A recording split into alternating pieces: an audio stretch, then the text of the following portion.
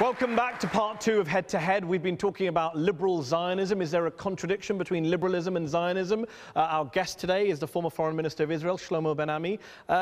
In part two, in this part, I'd like to talk about some of your experiences as a negotiator at Camp David, as a foreign minister for Israel at the Taba Peace Summit in January 2001. We're always talking about the peace process, quote-unquote peace process. And what I wanted to ask is whether this process was all ultimately a waste of time, because 2 decades later, we talked about settlements in part one, the number of settlements doubled during that time. The Palestinians still don't have a state, still haven't ended the occupation. There's still no peace in the Middle East.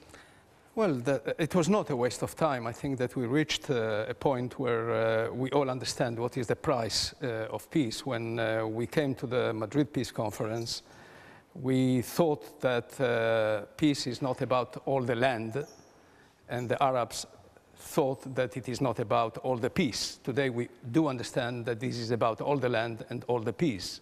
That's one lesson. Another thing that was not a waste of time is that the peace process managed to bring into the idea of a two-state solution the Israeli center and the right of center.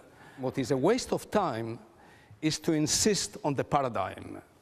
The paradigm of peace negotiated directly between Israelis and Palestinians is not valid anymore, in my view. Taba in January 2001, where you led the Israeli negotiating team, how close do you think you came to an agreeing comprehensive peace deal between the Palestinians and the Israelis? I think we came very close. What happened to us is what happens in many other peace processes, where the political calendar clashes with the logic of the process. And we were very close to elections. Arafat was unwilling to strike a deal with a moribund government. He truly believed that with Bush Jr. he might have a better deal.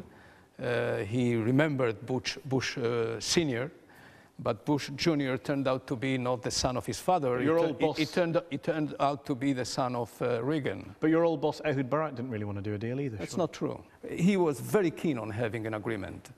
He came to the peace process the way Rabin came. He was not a peacenik.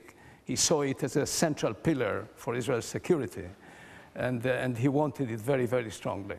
What I'm confused about is I read your book, Scars of War, Wounds of Peace, and I'm slightly confused because on the one hand you say things like, if I were a Palestinian, I would have rejected Camp David, the peace offer at Camp David. But not Taba, I said Camp David. You also say in 2001 after Taba, you say, quote, Arafat doesn't accept us, you said at the time. Neither he nor the Palestinian national movement accept us. Contrary to the Zionist movement, they are incapable of compromising. Let me explain what I mean by this. You see, for the Egyptians and the Syrians, a peace agreement with Israel is about real estate. It is about a piece of land. We gave back the Sinai Peninsula and we got a peace treaty. When it comes to the Palestinians, this is not about the political recognition of the State of Israel. It is about the moral recognition of the State of Israel. It goes into intangible, non-tangible issues. And for them, it is extremely difficult. I still don't have an answer if he did want a deal or he did not want a deal. And I'm saying that from a very, very favorable opinion to Arafat. You see, for him to recognize the State of Israel was to recognize this state that was born in sin. It was to confer to Israel a moral legitimacy, which is not the kind of legitimacy that the Egyptians were about to confer to us. They gave us political legitimacy. So that this is where, given the context of the Palestinian tragedy that has some sort of cosmic dimensions, all political solutions fell short of reconciling this tragedy. And this is where I see the difficulty of the Palestinians to reach a deal. Let me put some of your comments to our panel. Diana Buttu, you were obviously a legal advisor at the time when all of this was going on.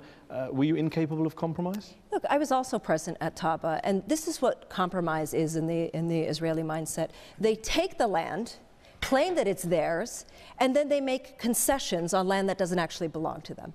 And this is the way that the Zionist movement is about. So at Taba didn't really differ very much from Camp David. The Israelis were still willing to take, you still wanted the Ariel block, you still wanted Ma'ale Adumim, you still wanted to take large swaths of Palestinian land. There was still no recognition that Palestinians have a right to return to their homeland. There was still no compensation that was going to be paid. It was still this idea of continual control over Palestinian lives. Okay, That's what concessions are in Israel's mindset. Paul Charney, if you were at Taba, would you have signed a deal, the kind of deal that Shlomo Ben-Ami was talking about at the time? So long as Israelis can live in a secure, safe environment, I would be happy to sign the Taba deal.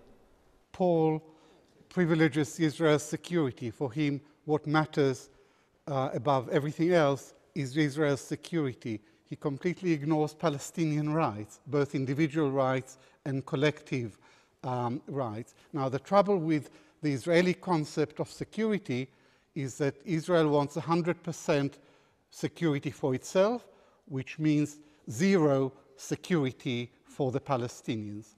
And I would say that the American-sponsored peace process since 1991 is an exercise in futility, because it's all process and no peace. Benjamin Netanyahu pretends that he wants to negotiate with the Palestinians, but he keeps expanding Israeli settlements. So he's like a man who pretends to negotiate over the division of a pizza, and he keeps eating it. Okay. Shlomo Ben-Ami.